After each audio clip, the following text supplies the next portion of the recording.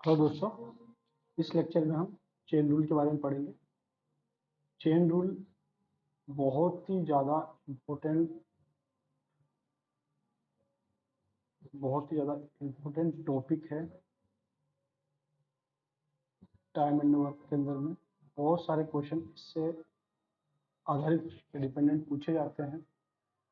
सब इसके फॉर्मूले को रट लेते हैं, लेकिन अपन फॉर्मूले को ना रट के तो फॉर्मूला कैसे बना, तो क्वेश्चन के अकॉर्डिंग कैसे हम फॉर्मूले को बना सकते हैं, वो पढ़ेंगे।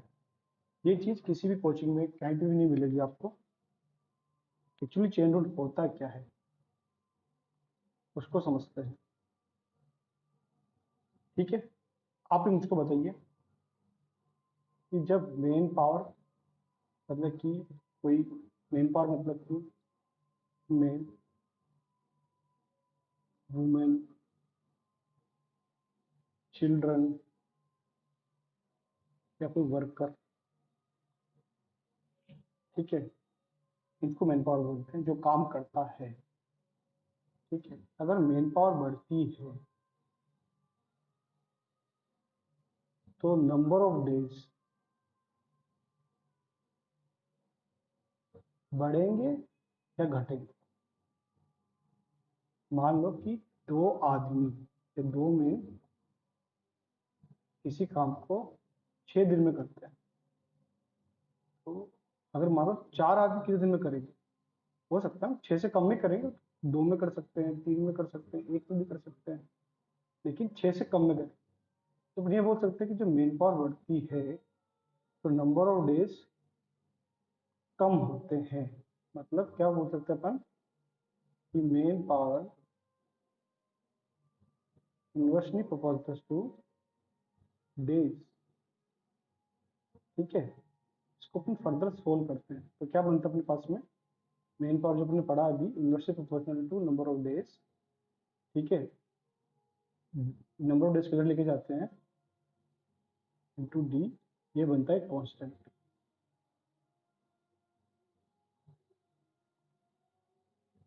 इस रिलेशन से हम एक चीज बोल सकते हैं कि M1 into D1 equal to M2 into D2 हमेशा रहेगा। तो यही एक चेन रूल है।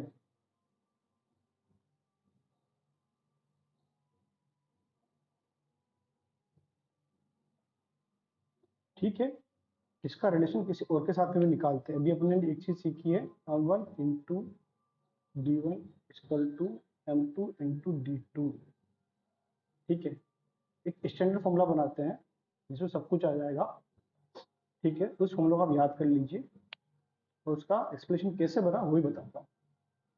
उस फॉर्मूले को बोलते हैं MBH WS एफिशिएंसी। इसको कैसे लिखेंगे अपन, ये इसको हमेशा याद रखिए, यही अपना चेन रूल है।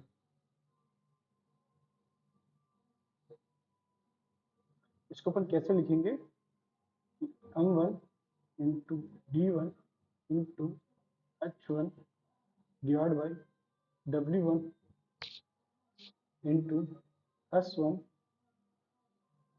Into efficiency 1 equal to M2 into D2 into S2 divide by W2 into S2 into efficiency 2।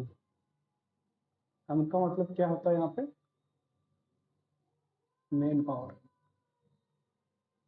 तो क्या होगा, मेन, वुमेन, चिल्ड्रन या कोई भी वर्कर, वो आएगा। डब्ल्यू मतलब डी मतलब क्या होगा, नंबर ऑफ डेज। एच मतलब क्या होगा, वर्किंग हॉर्स, कितने घंटे। डब्ल्यू मतलब क्या होगा, वर्क, कितना काम किया, मतलब कितना काम किया। एस मतलब क्या होगा, यहाँ पर एस मतलब होगा सैलरी, सैलरी। वेजेस, मनी,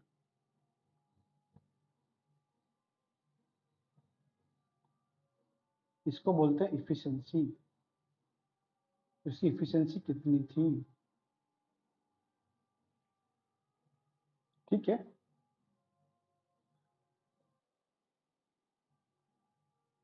इस फॉर्मूले को फर्दर अपन डिटेल में स्टडी करते हैं।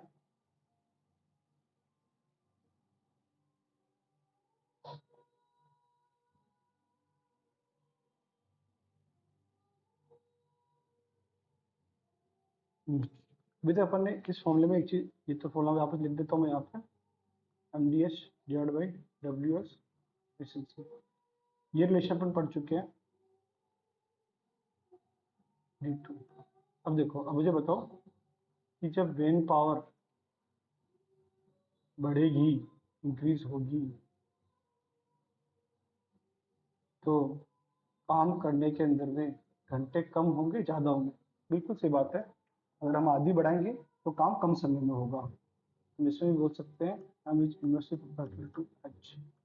तो एम एच क्या होगा, कांस्टेंट होगा। तो अपन ये बोल सकते हैं M one into H one equal to M two into H two, ठीक है। ये फॉर्मूला हम पढ़ चुके हैं। अभी अपने एक फॉर्मूला और पढ़ लिया, इन दोनों को कंबाइन करते तो एक फॉर्मूला ये बन क्या रहता है, M one D one H one equal to M two D two H two, ठीक है। ये भी फॉर्मूला मतलब कि इसी का एक वर्जन है, इस फॉर्मूले का एक वर्जन है, ठीक है। अब मुझे आप बताइए, अगर मेन पावर में बढ़ाता हूँ तो काम मेरा कम होगा या ज़्यादा होगा? 5 आदमी इसी काम, मतलब कि मान लो कि 10 पार्ट काम करते हैं, तो 10 आदमी 20 पार्ट काम करेंगे। मतलब कि मेन बढ़ाने से वर्क बढ़ता है, ताकि कम होता है। मैं बोल सकता हूँ man power directly proportional to work, ठीक है। अब मैं इसको सोल्व करता हूँ, एम डिवाइड बाई डब्ल्यू, ये कॉन्स्टेंट होगा, ठीक है। तो मैं बोल सकता हूँ M one W one equal to M two W to.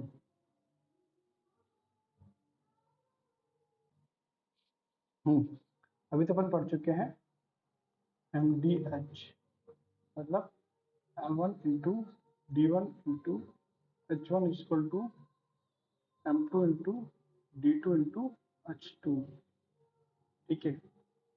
और अपना पूरा फॉर्मूला है M D H divide by W S into efficiency, ठीक है। तब मुझे एक चीज़ बताइए, अगर मेन पावर ज़्यादा होगा तो काम कम होगा या ज़्यादा होगा? मेन पावर ज़्यादा होगा तो काम ज़्यादा होगा।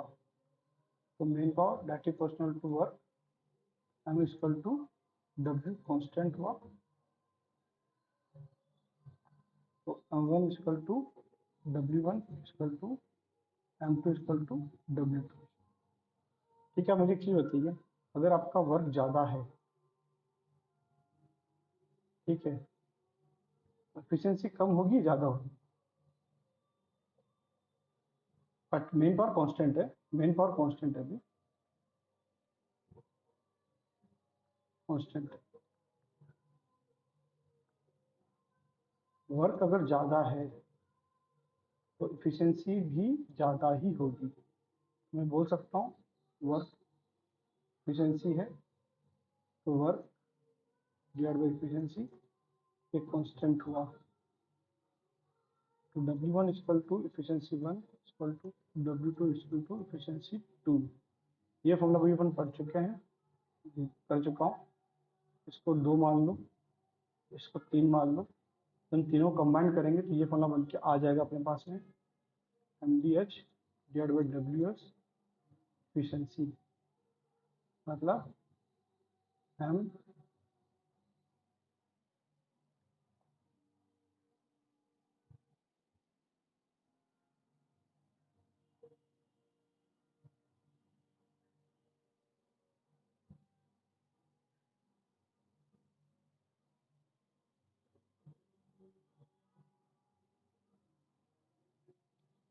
मतलब M1 into D1 into H1 divide by W1 into S1 into efficiency 1 equal to M2 D2 into H2 divide by W2 into H2। इसको मैं एक बार वापस लिख देता हूँ। M for main power, main, women, children या worker. D for number of days, H for working hours, W for work, S for salary, wages, money।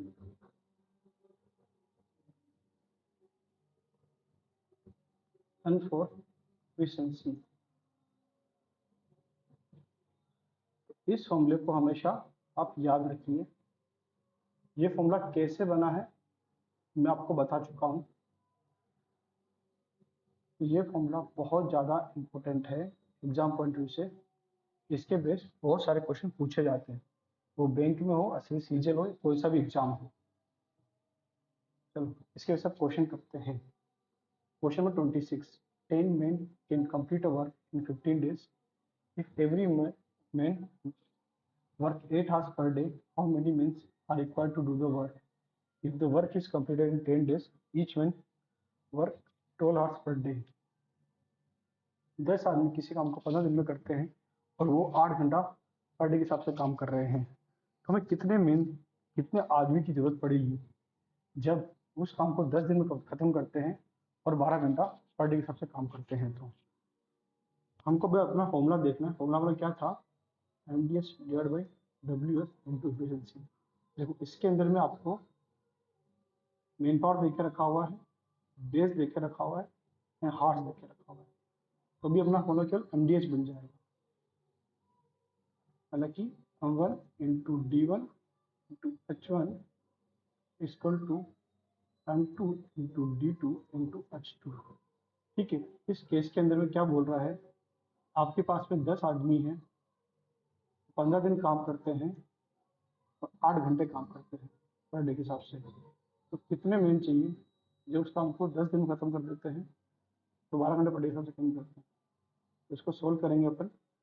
10 से 10 cancel हुआ, तो man equal to 15 into 8 divide by 12, 5 4 into 10 में power. ये आपका answer हो गया।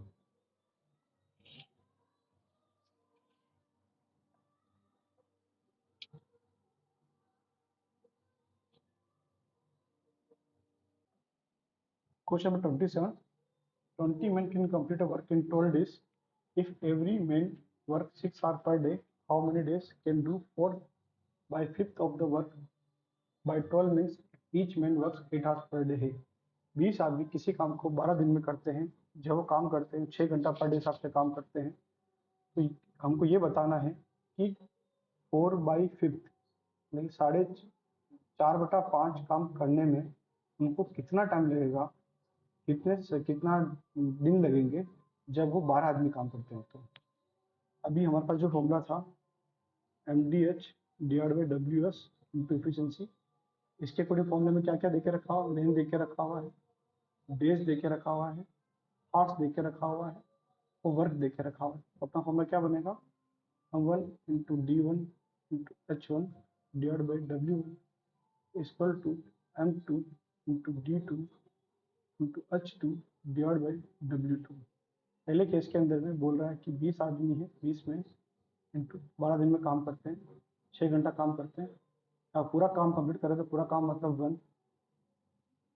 अभी पूछा हाउ मेनी डेज, जब 12 आदमी काम करते हैं 8 हाथ के हिसाब से इंटू D, कितना काम कर दिया? 4/5 काम उन्होंने कर दिया है। तब इसको सोल्व करेंगे अपन। 12 से 12 चला गया यहाँ पे, तो 20 into 6 into 8 into D into 5 divide by 4 2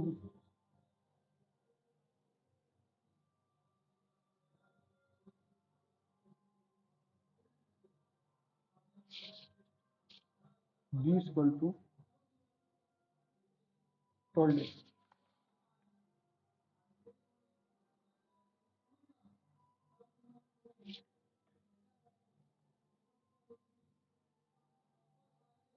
D equal to 12 days, ये हमारा आंसर होगा। देखो कैसे सोल्व किया आपको बता देता हूँ मैं। 20 into 12 into 6 equal to 12 into D into 8 into D, जो काम है 4/5 है, ये 5 ऊपर चला जाएगा, simple mathematics. 20 into 12 into 6 12 into D into 8 into 5 into D divide by 4, हो गया 2, 12 से 12 कट गया, ये 3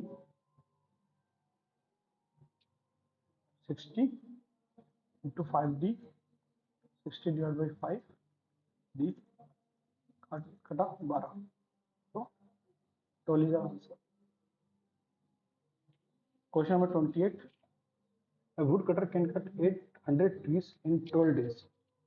If he works 8 hours per day, in how many days he can cut 1200 trees if he works 10 hours per day? एक लकड़ी काटने वाला 800 लकड़ी काटता है 12 दिन के अंदर में, अगर वो 8 घंटे पर डे के हिसाब से काम करे। तो ये बताना है कि 1200 लकड़ी कितने दिन में काटेगा जब वो 10 घंटा पर डे के हिसाब से काम करे। अभी हमको बना वही फॉर्मूला लगाना है, D H divide by W S into efficiency. देखो इसके अंदर में अपन को मेन पावर के बारे में बात नहीं की है, इसको हटा दो। बी के बारे में बात की है, आर्स के बारे में बात की है, और वर्क के बारे में बात की है। तो अपना फॉर्मूला यही बनेगा उसके, d1 into h1 divide by w1 equal to d2 into h2 divide by w2। पहले केस के अंदर में 12 डेज कितने घंटे काम करा, 8 काम, कितना वर्क किया, 800 काम किया, 800 रुपये। अगले केस के अंदर में हमको नंबर ऑफ डेज निकालना है, कितने घंटे काम करता, 10 घंटे काम करता, कितनी ट्रीज काटी उसने, 1200 ट्रीज काटी। तो सोल्व करेंगे तो ठीक है, 12 into 12 divide by 10 equal to D. Solve करने में निकला इसको, ठीक है, 144 टी 14.4 डेज, ये अपना आंसर होगा 14.4 days. Question number 20. There are two companies that manufacture engines, Tata and Birla. That are two engines of Tata are equally efficient. Three engines of Birla. मतलब कि टाटा के 2 इंजन, बिरला के 3 इंजन के बराबर।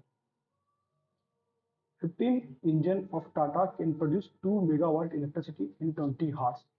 How much electricity can be produced by 12 engines of Birla in 10 hours? ये question देखने में बहुत कॉम्प्लिकेटेड है, लेकिन इतना कॉम्प्लिकेटेड नहीं है। इसको काफी समझते हैं कि दो कंपनीज है, टाटा और बिरला, उनके बारे में यह बताया गया है कि टाटा के 2 इंजन बिरला के 3 इंजन के बराबर में है। टाटा के 15 इंजन 20 घंटे में 2 मेगावाट बिजली प्रोड्यूस कर सकते हैं, तो बिरला के 12 इंजन 10 घंटे में कितनी मेगावाट बिजली प्रोड्यूस करेंगे। बहुत ही सिंपल क्वेश्चन है। देखो अपना जो फॉर्म पढ़ा अपन ने, M D H divide by W S into efficiency, इसमें एफिशिएंसी भी आ रही है, ठीक है। तो पहले एफिशिएंसी बारे में, एफिशिएंसी कैसे निकालेंगे इसकी। इसने ये बोला है कि 2 engines of Tata equal to 3 engines of Birla. तो Tata engines divide by Birla engines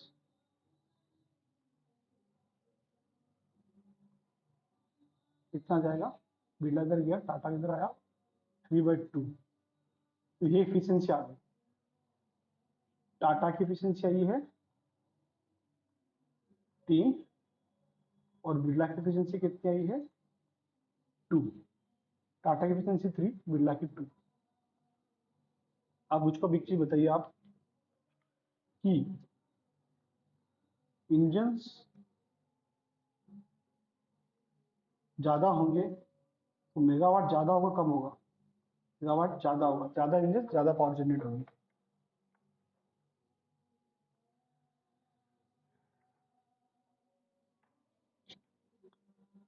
अगर ज्यादा घंटे चला रहे हैं अपन तो मेगावाट कितना, बिजली कितनी बनेगी, बिजली भी ज्यादा बनेगी।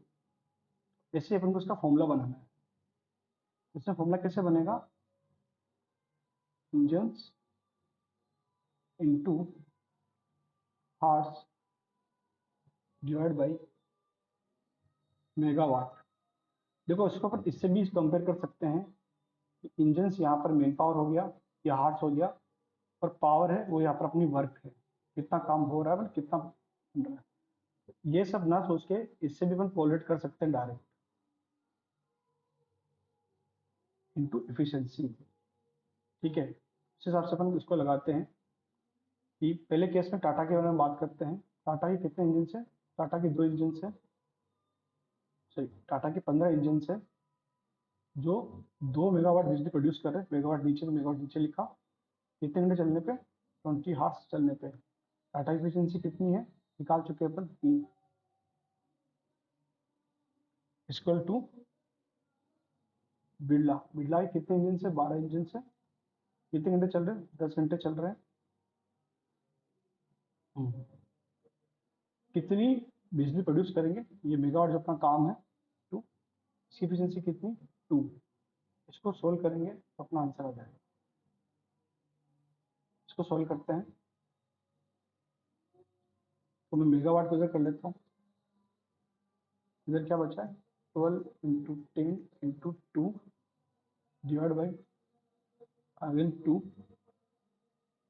15 इंटू 20 इंटू 3। इसको सिंप्लीफाई करने पे ये आया, 2 कटा, इधर 2 गया, 4 5, ये कितना बचा, 4 इंटू 2 डिवाइड बाई 5 इंटू 3, मतलब 8/15 मेगावाट। अपना आंसर क्या आया है इस केस में, 8/15 मेगावाट बिजली प्रोड्यूस होगी।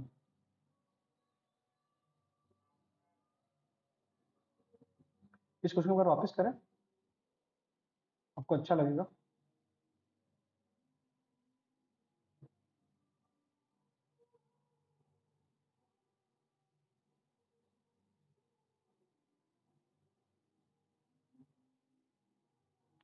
क्वेश्चन क्या बोल रहा है कि 2 इंजन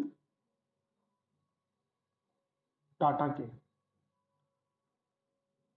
3 इंजन बिरला के बराबर के हैं। 2 इंजन टाटा की, 3 इंजन बिरला के बराबर है, मतलब 2 इंजन जितना पावर प्रोड्यूस करते हैं उतने 3 इंजन बिरला के पावर प्रोड्यूस करते हैं। ये क्वेश्चन बोल रहा है।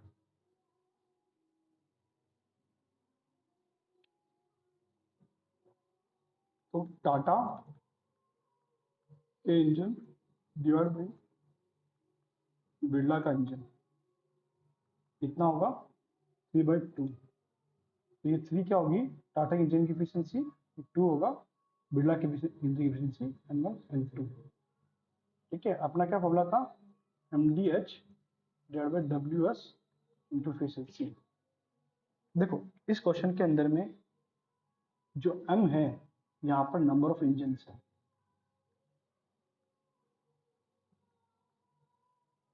हार्स हार्स है, इसमें कोई चेंजेस नहीं है।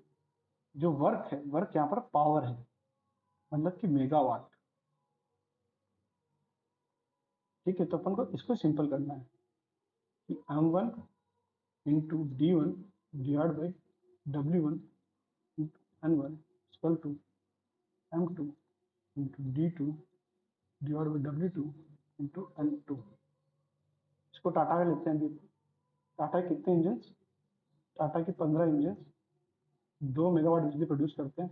W कितने घंटे में? 20 घंटे में। टाटा एफिशिएंसी कितनी है? 3 है। 3 इक्वल टू 12 इंजन बिरला के 10 घंटे में कितनी मेगावाट बिजली प्रोड्यूस करेंगे? इंटू एफिशिएंसी कितनी आएगी? इसकी एफिशिएंसी 2 है। यही इक्वेशन बनी है। इसको सोल्व करने से अपन को मेगावाट आ जाएगा 8/15। यही अपना आंसर होगा। अगला question, A contractor hired 100 men to build a road of length 12 km in 45 days. After 30 days, he found that only 6 km of road was built. How many more men were required to build that road in estimated time? एक contractor ने 100 आदमी लगाए 12 kilometre की road बनाने को, जो उसको 45 दिन में बनानी थी। उसको पता चला कि 30 दिन के बाद में सिर्फ 6 किलोमीटर की रोड बनी। तो उसको 45 दिन में अपना काम करना है, तो कितना ज़्यादा मैन पावर और बढ़ाए उसके बाद, रोड के बनने के बाद में, कि 6 किलोमीटर रोड बनने के बाद में कितना मैन पावर बढ़ाए कि 45 दिन में वापस काम खत्म हो जाए। इस क्वेश्चन के लिए सिंपल वही करेंगे, MDH डिवाइड बाई WS। यहाँ मेन के बारे में बात हुई है तो हम आएगा, डेज के बारे में बात हुई है DB आएगा, इन वर्क के बारे में बात हुई, अपना फॉर्मूला यही बनेगा 1 into D1 equal to W1।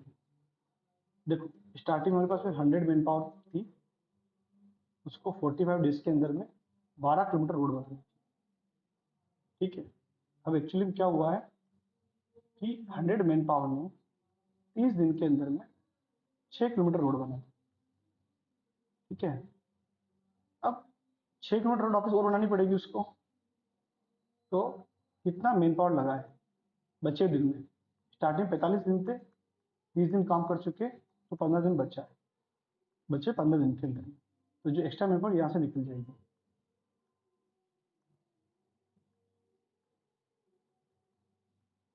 इस फॉर्मूले का जो निकला 200, मतलब कि उसको यहाँ पे अब 200 मैन पावर लगानी पड़ेगी।